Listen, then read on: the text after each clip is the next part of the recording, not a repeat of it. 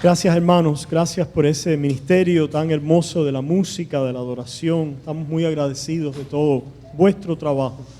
Este precioso himno antiguo de la fe, ¿verdad? Que no debemos olvidar estos signos. Siempre he sido un proponente de ciertamente utilizar canciones contemporáneas, modernas, buenas, seleccionarlas, pero también siempre recordar y rescatar estos preciosos himnos antiguos de la fe. Abrimos nuestras Biblias una vez más en Primera de Tesalonicenses. Hemos comenzado estas dos cartas del apóstol Pablo a los tesalonicenses y estamos mirando con esta labor del apóstol Pablo y sus compañeros en la lid de la misión evangelística de estos apóstoles, pastores, maestros. Estamos mirando al impacto del evangelio, especialmente en regiones donde no había iglesia, en regiones donde no había, ¿verdad?, creyentes, y de pronto allí llega el evangelio y causa un impacto. Y estamos tratando de discernir cuál es ese impacto con esta primera serie de mensajes. Primera de Tesalonicenses, capítulo 1. Leemos en esta mañana versículos 1 al 4. Dice así: Pablo, Silvano y Timoteo, a la iglesia de los tesalonicenses, en Dios Padre y en el Señor Jesucristo. Gracia y paz sean a vosotros, de Dios nuestro Padre y del Señor Jesucristo.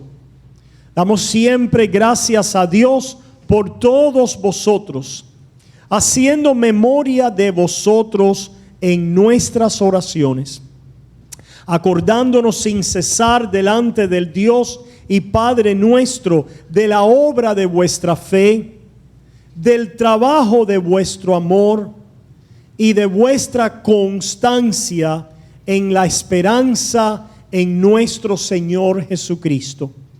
Porque conocemos, hermanos, amados de Dios, vuestra elección. Amén. Esta es la palabra de Cristo. Hemos visto algunas cosas ya, un par de cosas acerca de este impacto del evangelio. Nos hemos estado enfocando en el saludo, en la salutación de esta carta. A veces le pasamos por arriba a los saludos de las epístolas. A veces son un poco, pudiéramos decir, en un tipo de fórmula porque dicen lo mismo.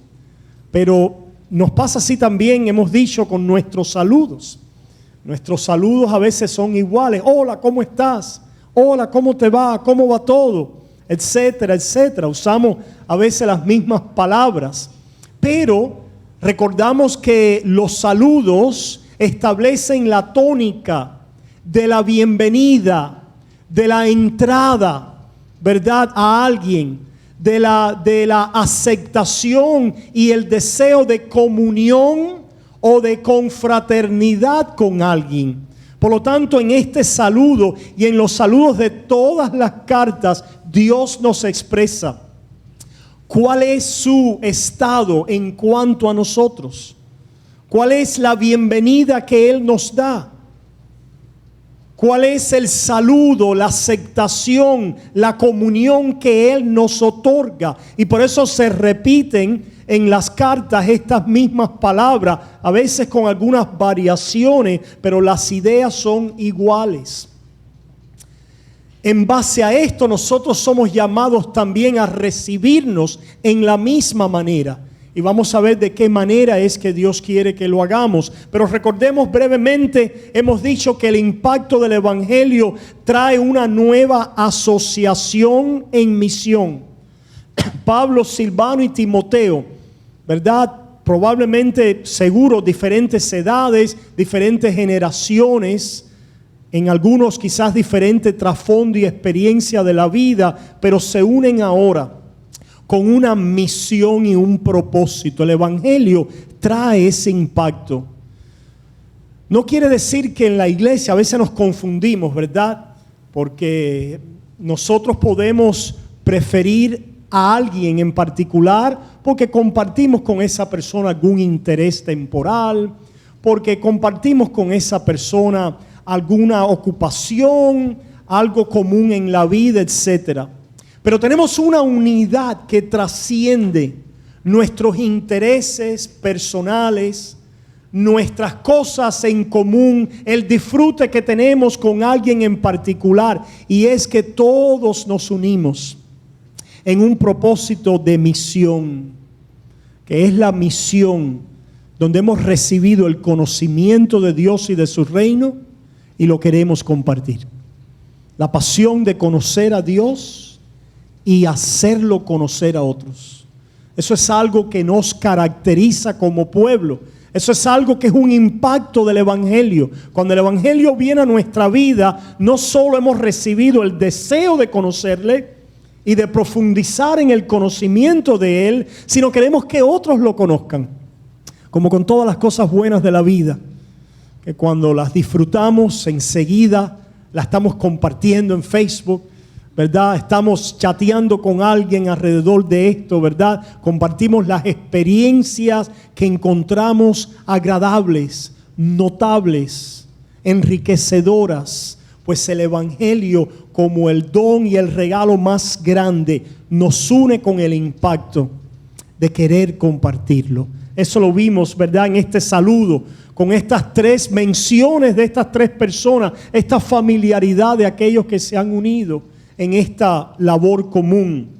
A la iglesia de los tesalonicenses, ahí fue otra expresión donde nos detuvimos, porque vimos cómo en un lugar donde no había pueblo de Dios, donde no había creyentes, de pronto el impacto del Evangelio es que levanta un pueblo, una comunidad de creyentes, una iglesia local. Esto es algo que el Evangelio causa, el Evangelio trae, busca crear, levantar comunidades de fe distinguibles en un lugar. La iglesia de los tesalonicenses. Que cada comunidad donde el Evangelio llegue pudiera ser una comunidad donde hay una iglesia en particular o varias iglesias. Tristemente a veces las iglesias están en competencia, pero no debiera ser así. Al contrario, que puedan prevalecer las comunidades de fe donde nos podamos identificar como el pueblo de Dios. El Evangelio ha llegado a nuestras vidas y ha levantado una comunidad, una nueva comunión, una nueva comunidad, una nueva creación, que son los que van a entrar en la ciudad eterna. La nueva ciudad es como Dios le llama a la iglesia, la Jerusalén de arriba. La nueva ciudad, porque es una nueva asociación, comunión, residencia de personas con un propósito, con un objetivo, con una constitución, con una visión. Y es llamados en Cristo Jesús a pertenecerle y a proclamar las riquezas y la majestad de su gracia y de su nombre. Vimos también que esta creación de esta iglesia es en Dios Padre y en el Señor Jesucristo. Y hablábamos que también el impacto del Evangelio nos trae una fe doctrinal. Una fe doctrinal, porque no es simplemente una filosofía para la vida. Hay muchas personas que han optado por ver el cristianismo como una filosofía para la vida. En realidad esto fue lo que sucedió allá en siglo XVII, XVIII, cuando vino la edad del alumbramiento, la edad de la razón. Muchos pensadores filósofos vieron en el cristianismo una utilidad.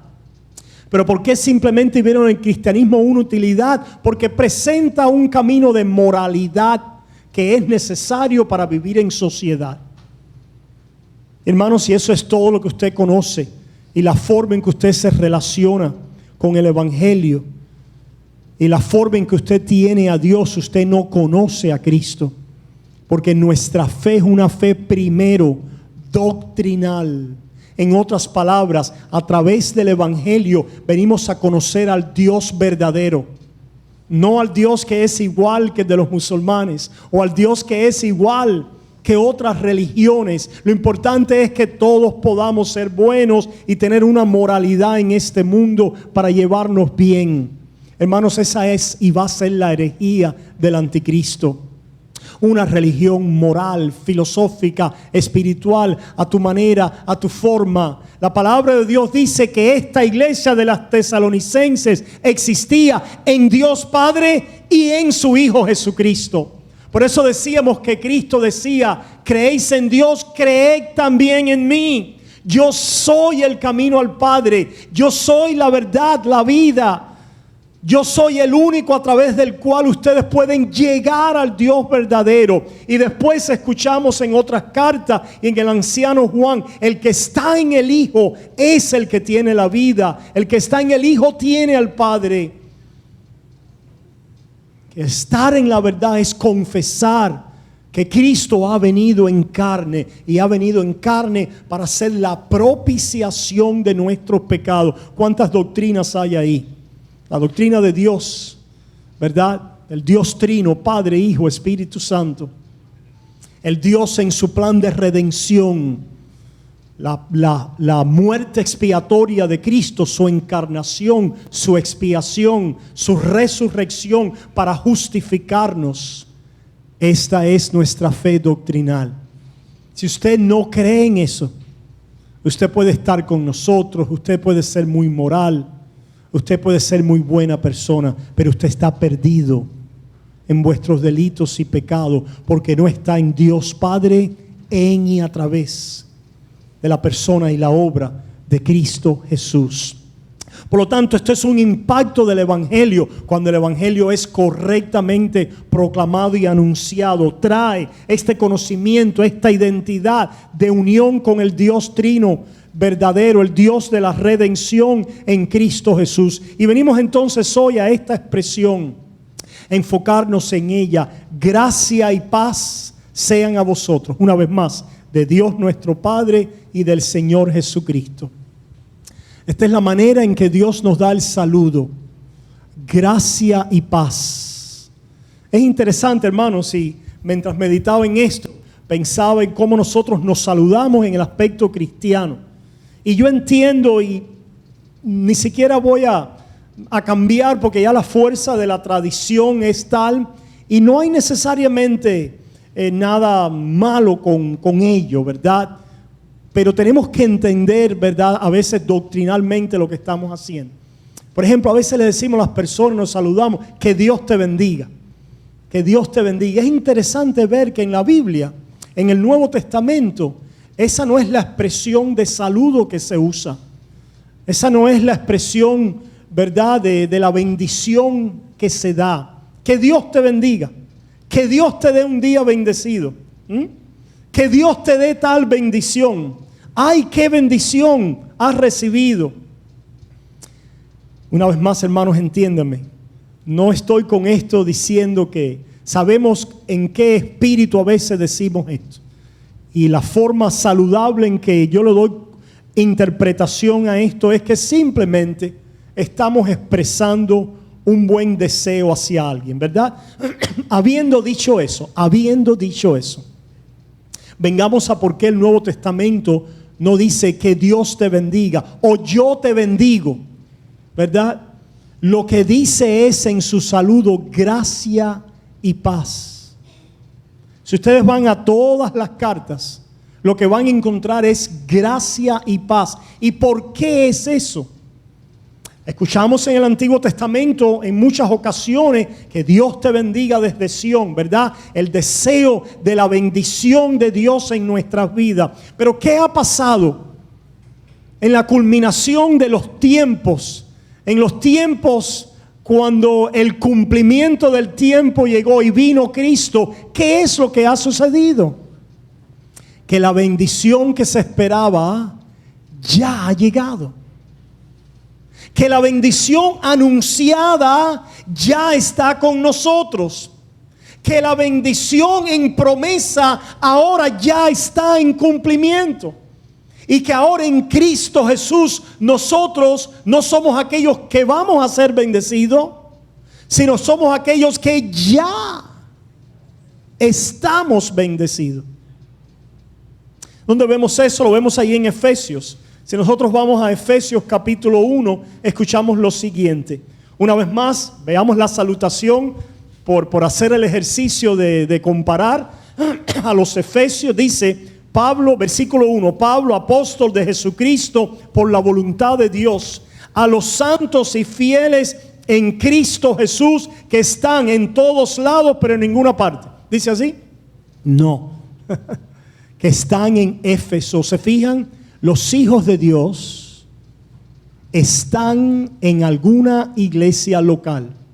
Pastor, ¿quiere decir eso que no hay cristianos que no están yendo a la iglesia? Es verdad. Es verdad que hay creyentes que no están yendo a congregarse. Pero ¿dónde pertenecen? En Éfeso, o en Tesalónica, o en Filipo, o en Miami, o en Kendall, o en la pequeña Habana, o en Nicaragua, en Honduras, o en El Salvador, o en Cuba, o en La Habana, en alguna ciudad, en algún lugar, en alguna comunidad local. Allí está el pueblo de Dios. Allí Dios, el Espíritu Santo, se dirige a ellos. Dios no se dirige a ti solamente como un individuo separado del cuerpo. Ese es el problema por la que todavía estamos diciendo, y no solamente por el decir el hecho saludable de un saludo, ¿verdad? De buenos deseos a alguien, pero por la que todavía estamos no solo diciendo que Dios te bendiga, sino esperando una bendición o deseándola a alguien individualmente una bendición. Es porque no hemos visto que la iglesia en Éfeso, en Tesalonicense, en Miami y donde quiera que esté la iglesia local de Cristo, ya han sido bendecidos. Y han sido bendecidos. A veces vamos a la iglesia a buscar una bendición. Utilizamos la iglesia para buscar bendición. Usted no va a la iglesia para buscar bendición, sino para celebrar la que ya tiene y para ser fortalecido en ella. ¿De dónde viene esto de buscar bendición, el milagro en la iglesia? Del falso evangelio de la prosperidad. Ven a la iglesia y para de sufrir. Ven a la iglesia a buscar tu milagro. Ven a la iglesia a buscar tu bendición. Y como mismo entró, salieron. Si la iglesia dejara de decir que hay milagros y bendiciones, no fueran más. Porque no han encontrado en la iglesia y en Cristo la bendición. Si lo están buscando su propia bendición subjetiva, individual, personal. Y por eso lo mismo le viene y le va que estar en la iglesia, no estar. Pero por temor voy a la iglesia para que Dios me bendiga. ¿Cuántos hay hoy buscando en la iglesia la bendición personal e individual de sus vidas y por eso se congregan? Pero yo te pregunto, ¿te congregas tú no porque vas a buscar la bendición, sino porque la bendición que tenemos nos impulsa a reunirnos? Porque el amor de Cristo nos constriñe. A los santos y fieles en Cristo Jesús que están en Éfeso, una vez más, gracia y paz a vosotros de Dios nuestro Padre y del Señor Jesucristo. Versículo 3. Bendito sea el Dios y Padre de nuestro Señor Jesucristo, que nos va a bendecir con toda bendición individual de nuestros planes y propósitos en la tierra. Esa es la traducción moderna del Evangelio de la Prosperidad. Pero eso no es lo que dice la palabra. Veamos qué dice la palabra. Usted tiene sus Biblias con ustedes. Dice: bendito sea el Dios y Padre de nuestro Señor Jesucristo, que nos bendijo. ¿Se fijan? Nos bendijo ya. Con alguna, con la mayoría, con parte, con toda bendición. Bendición en lo temporal, de las cosas que yo quiero, deseo, de mis propósitos en la tierra y terrenales. Con toda bendición espiritual en los lugares celestiales en Cristo. Hermanos, si la iglesia moderna de apóstoles falsos de hoy comienza a predicar este evangelio, la iglesia de miles se queda en cientos. ¿Por qué estas iglesias no se llaman engaño? Están llenas porque están buscando el deleite y los placeres de su propia carne. No porque han encontrado al Dios que ya nos ha bendecido con toda bendición espiritual y en los lugares celestiales en Cristo Jesús. Esta es la doctrina que proclamamos y la verdad de nuestra bendición, que se va a traducir, y la sustancia de ella en caligrafía corta, esto es resumido, es gracia y paz. ¿Cuál es la sustancia de la bendición que ya posees, proclamada desde antaño, desde el jardín del Edén cuando el hombre cayó? La gracia de Dios anunciada, a través de la cual venimos a estar en paz con los cielos, con Dios, eternamente y para siempre. Eso es lo que te hace creyente. Yo tengo mucha fe. ¿Para qué? Para reclamar mi milagro. Eres un incrédulo. Tú no crees en Cristo. Todos los paganos reclaman sus milagros. Lo único es que estás utilizando a Cristo para hacerlo. ¿Se fijan? Pero la pregunta es, ¿tú crees que en esta tierra y al final de tus días tú estabas en un curso a la maldición, condenado como hijo de la ira? Donde lo dice Efesios 2, mira, en Efesios 2, versículo 1, y Él os dio vida. ¿Cuál es la bendición? Vida en Cristo. En gracia, a través de la gracia y la paz que podemos tener en Él. Y Él os dio vida a vosotros cuando estabais muertos en vuestros delitos y pecados. Tú has oído el evangelio de que estabas muerto en delitos y pecados y que la ira de Dios estaba sobre ti y que está puesto a los hombres que mueran un día y después el juicio. Tú has venido a ver al Dios Santo 3 veces, delante del cual en tus pecados estás en camino a una condenación segura y necesitas ser salvo de esa ira y venir a estar en paz con Dios. ¿Ese es el evangelio que has escuchado? ¿O has escuchado el evangelio de que eres una buena persona y lo que necesitas es una inspiración para la vida, para convertirte en una mejor persona y de esa manera agradar a Dios y de esa manera venir a una confraternidad humana tal en la cual Dios se agrade, porque al final del día todos vamos hacia allá? Ese es el evangelio de Hollywood. Es el evangelio del mundo, de la carne, del anticristo, de la falsa iglesia, de la ramera.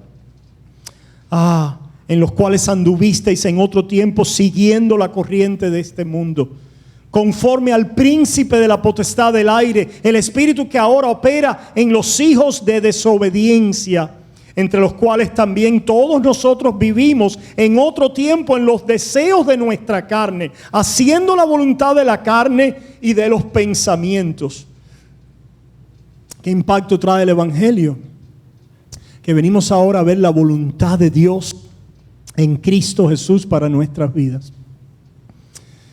Esta voluntad de gracia y paz, de la herencia que tenemos en los santos unidos en Cristo Jesús.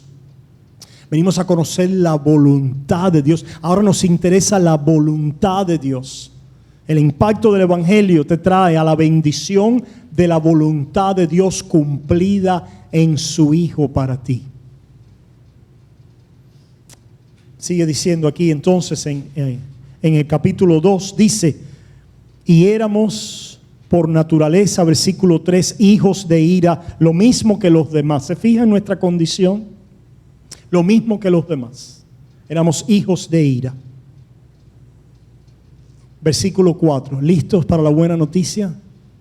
Pero Dios, que es rico en misericordia, rico en misericordia, por su gran amor con que nos amó. Esta es la gracia de Dios. Esta es la bendición de los cielos. Que Dios es rico en el oro y la plata. No han oído los falsos. Mi Dios es el Dios del oro y la plata. ¿Y qué? ¿Eso es lo único que quieres? ¿Y si Él no te da oro y plata? Había un himno antiguo que decía: el oro y la plata no me han redimido. ¿Se acuerdan? No me acuerdo ahora cómo es. El oro y la plata no me han redimido. Mi fe no puede en mi fe menguar. La sangre de Cristo es mi sola esperanza. Oh, inquirir por el camino antiguo, por la senda antigua, y andad por él. Nos redimió no con cosas corruptibles.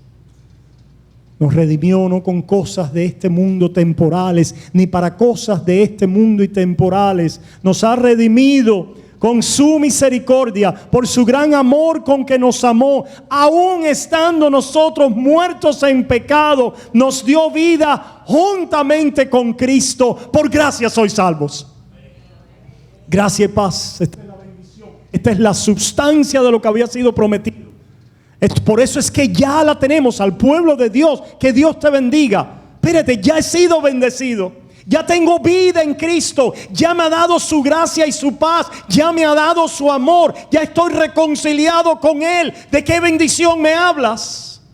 Que tengas un día bendecido. Probablemente el día te va a ir muy mal, porque vas a sufrir por el nombre de Jesús. Esos días vienen. Y si no estamos claros que a lo mejor el día no es bendecido como quisiera que no fuera, y va a ser un día de mucha labor, de sufrimiento, de prueba, de dolor, de persecución, ¿dónde se quedó la bendición de Dios? Pero para aquel que ya la posee, que la ve ya como posesión adquirida por la fe a través de la gracia de Dios, podemos enfrentarnos a cualquier día. Cualquier día. Al día malo, como le llama la palabra, para que podáis estar firmes en el día malo. Los días son malos. Este siglo malo. Hermano, no quiere decir esto que nosotros no disfrutamos. Espero que me entiendan, ¿verdad? Los dones, los regalos de Dios. Disfrutamos las dádivas de Dios, este mundo, las oportunidades que Él nos da, la vocación, nuestro trabajo, el fruto de nuestro trabajo, los placeres y las cosas buenas que Él nos permite disfrutar. Pero nosotros podemos vivir con el entendimiento que esa no es la bendición. Son provisiones de Dios, son regalos de Dios. Es la obra providencial de Dios en nuestras vidas, en la cual debemos adorar y agradar a Dios y darle gracia y compartir con otros. Pero lo que Dios quiere hacer es, con la bendición, enseñarnos y entrenarnos al contentamiento, porque el contentamiento es lo que decía Pablo: en todo estoy enseñado, tanto para tener abundancia como para tener necesidad. Si tanto la abundancia, algunos igualan la abundancia con la bendición. Entonces, cuando tienes abundancia, estás bendecido. Los que no tienen un kilo hoy, o están pasando dificultad, están maldecidos. Así dicen muchos, ¿verdad? No, tú eres pobre porque no tienes fe. Porque tú no crees en Dios. ¿Cómo? No, hermanos. Eso es una mentira de Satanás. Pablo decía: en todo estoy enseñado, tanto para tener abundancia como para padecer necesidad. El día que Pablo padecía necesidad era un día bendecido para él. No era un día maldecido. El día que Pablo tenía tribulación y sufría era un día bendecido para él. Igual que el día donde tenía abundancia y disfrutaba, también era un día bendecido, porque la bendición no estaba en las cosas temporales o de este mundo que iba a recibir o que podía lograr o obtener. La bendición estaba en que ya ha sido reconciliado con el Dios santo de ira, que es el Dios también de misericordia y de amor en Cristo Jesús, con este gran amor con que nos amó y nos bendijo con toda bendición espiritual. Lo dice también aquí en Efesios 2. Dice: y juntamente con Él, fíjense por qué es espiritual. ¿Por qué es espiritual la bendición? Porque tiene que ver con nuestra posición en Cristo Jesús, no con nuestra posición en este mundo. En este mundo tú puedes ser un esclavo. Hubieron negros esclavos que ahora están en el reino. Y cantaba, for my master is coming for to take me home.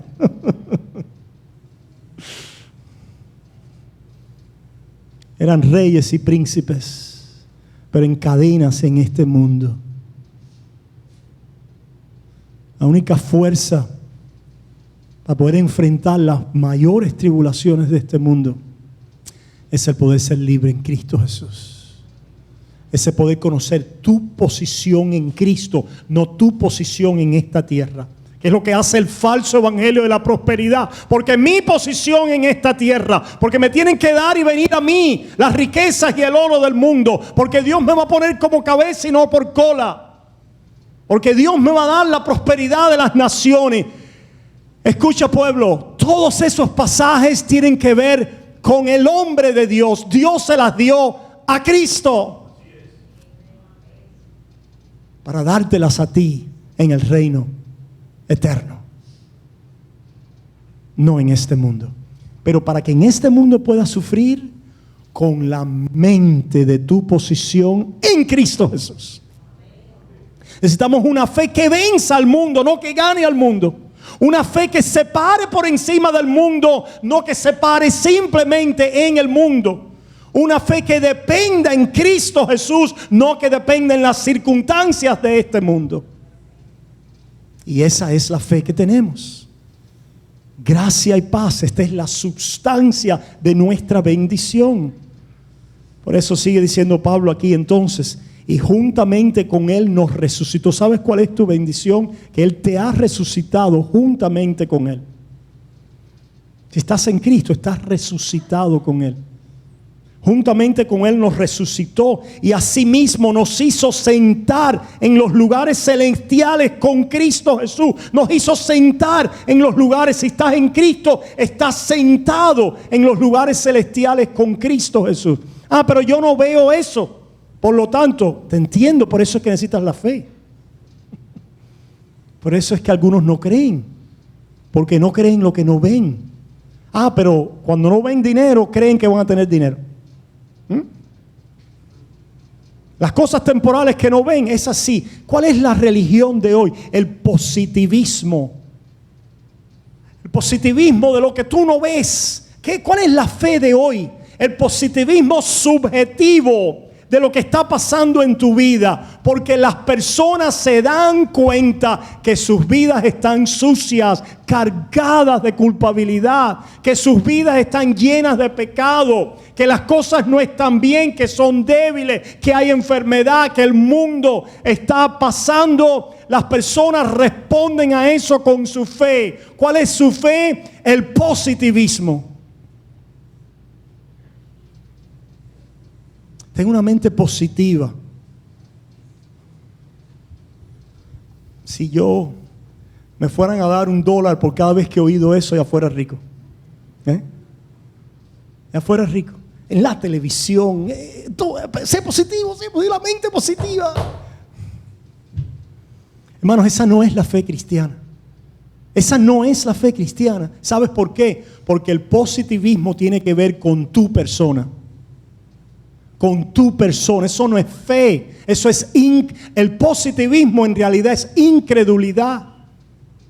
Porque tiene que ver con lo que tú vas a pensar, a creer, a expresar, a manifestar. El positivismo tiene que ver con idolatría. Porque tú no eres el que con tus pensamientos, con tus decretos, con tus expresiones, con tu estado de ánimo crea o cambia ninguna realidad. La realidad depende del Creador y de nuestro Redentor. Él es el que cambia la realidad. Por lo tanto, creemos en Él. Has venido aquí esta mañana para escuchar eso. Qué bueno, porque no sé si vas a volver. Pero por lo menos ya tú sabes qué es la verdadera fe. Porque no lo vas a oír en muchos lugares. No lo vas a oír en muchos lugares. Ya tú sabes qué es la verdadera bendición, que es la posición que Dios quiere darte unido a Cristo, unido a su obra, a su experiencia.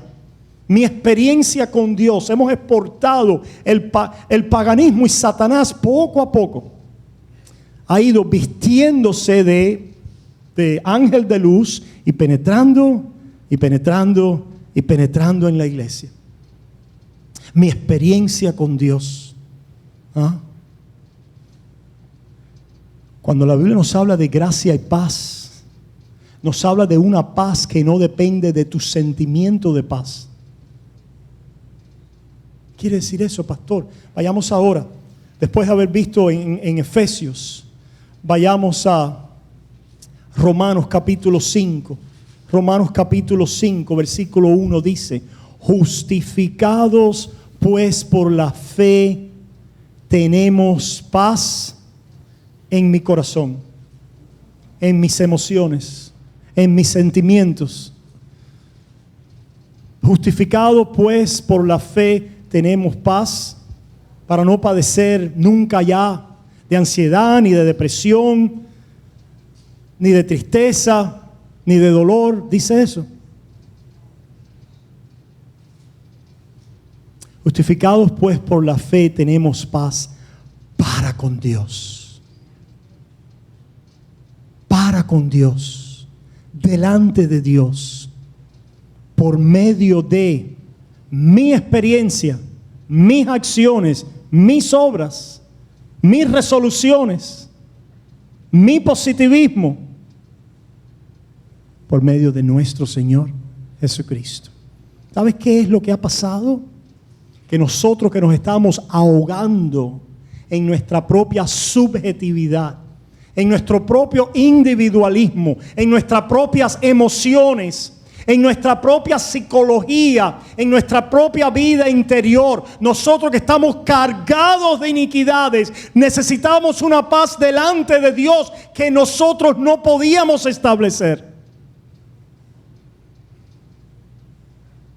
Una paz delante de Dios que no podíamos. ¿Saben por qué? Porque la obsesión de la iglesia de hoy, junto con el mundo pagano de hoy, con el positivismo, porque saben que están llenos de negatividad, de maldad, de corrupción, de iniquidad, de culpabilidad, de emociones frustradas, de sentimientos encontrados, de conflictos no resueltos, de problemas, de traumas, de dolores, de pecado. Tu positividad no te puede salvar de eso.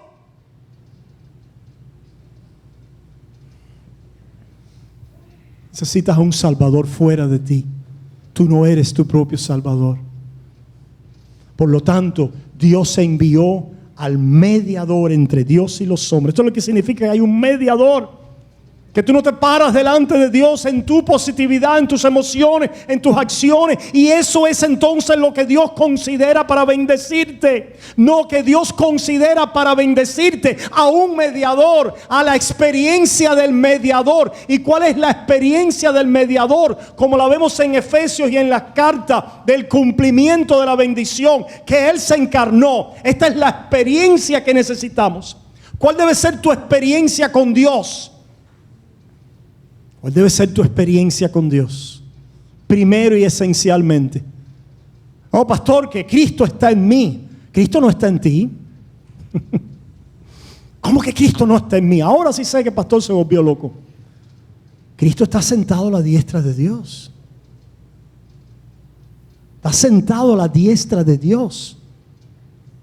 ¿Por qué está sentado a la diestra de Dios? En la misma manera que el presidente está en la Casa Blanca, echando a un lado la política.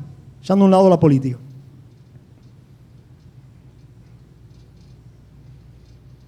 En la misma manera que si tú eres un niño y dependes de tu padre, tu papá está en el trabajo. ¿Cuántos le decíamos a veces?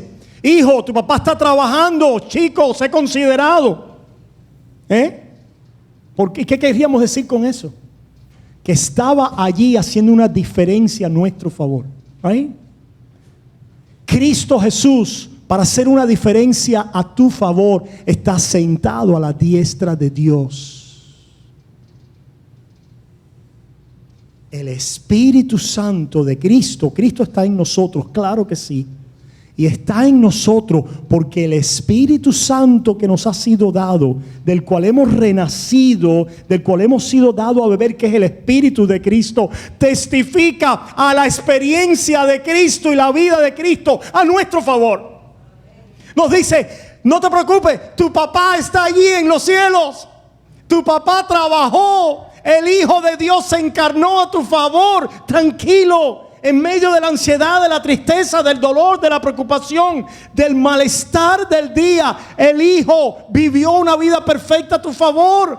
En medio de la ansiedad, de la preocupación, de la depresión, de los problemas relacionales, el Hijo padeció en una cruz a tu favor.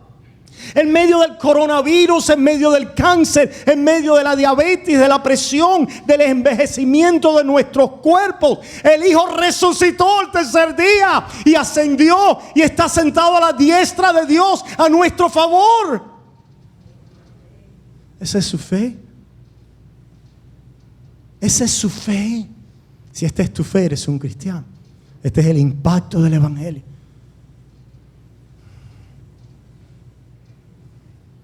En alguna semilla el Evangelio trae la verdad de la experiencia de Cristo a nuestro favor. En otras palabras, el Hijo resucitado no está aquí en mi corazón. ¿Dónde está? A la diestra del Padre. Él es el Hijo, una vez más, el Hijo está conmigo y Cristo está en mi corazón, sí. ¿Por qué? Porque el Espíritu me dice que está a la diestra del Padre a mi favor. Papá está trabajando. ¿Ah? Presidente, no te preocupes, está. ¿Dónde tú prefieres que el presidente esté en un momento de crisis? ¿En tu casa almorzando o en la Casa Blanca reunido con el gabinete general? ¿Dónde prefieres que esté? ¿Ah? Es necesario que me vaya. ¿Qué dijo Cristo? Es necesario. ¿Por qué? Porque es necesario que resucite y venza a la muerte y al pecado y al infierno y a Satanás. Es necesario que me vaya porque es necesario que ascienda. Es necesario que lleve la sangre del nuevo pacto de aceptación de un pueblo, de la nueva Jerusalén delante del Padre. Es necesario que me siente a la diestra de Dios porque allí está abierto el trono de gracia para un pueblo. ¿Se fijan? Esta es la gracia que tenemos y la paz que se ha hecho. Una paz objetiva. Es una paz para poderte sacarte de tu subjetividad, de tu ansiedad. Hermanos, mientras más seamos dirigidos a nosotros mismos, más nos vamos a hundir. Vivimos en tiempos donde el cristianismo se ha vuelto tan narcisista como la sociedad en que vivimos. Tan individualizado, tan personal, tan enfocado en sí mismo como la sociedad narcisista en la que vivimos. ¿Te acuerdas qué le pasó a Narciso? Contemplaba, siempre estaba mirando su imagen. Mi positividad, mi fe, mis obras. Oh, hermanos, que dejemos de mirar nuestra imagen y podamos mirar la imagen de Cristo a nuestro favor. Mirar a Cristo a nuestro favor como la objetividad delante de Dios, mi paz delante de los cielos. Es esa paz que existe, objetiva, está fuera de tu circunstancia, existe, es una realidad en los cielos, la que en la noche dura y oscura te va a hablar paz, la que va a rescatarte en el momento donde tú no la hayas dentro de ti, cuando veas lo peor dentro de ti, en el momento más bajo, más oscuro. Si tú eres un cristiano, esta paz objetiva del Evangelio te dice: gracias a ti, te amo, eres mío. Por eso dice más abajo, terminamos aquí, versículo 8: mas Dios muestra su amor para con nosotros en que siendo aún pecadores, Cristo murió por nosotros. Esto es la gracia. Pues mucho más estando ya justificados en su sangre, por él seremos salvos de la ira. Esto es la gracia y la paz de Dios. Porque si siendo enemigos fuimos reconciliados con Dios por la muerte de su Hijo, mucho más estamos reconciliados, seremos salvos por su vida. Esto es la gracia y la paz y la bendición del creyente. Y no solo esto, sino que también nos gloriamos nos gloriamos, nos alegramos, nos regocijamos en Dios por el Señor, nuestro Jesucristo, por quien hemos ahora recibido la reconciliación. Oh, gracia y paz, iglesia. Esa es la manera en que Dios te recibe. Y es la manera en que Dios quiere que nos recibamos de parte de Él. Que como Él nos ha perdonado, nos perdonemos. Que como Él nos ha amado, nos amemos.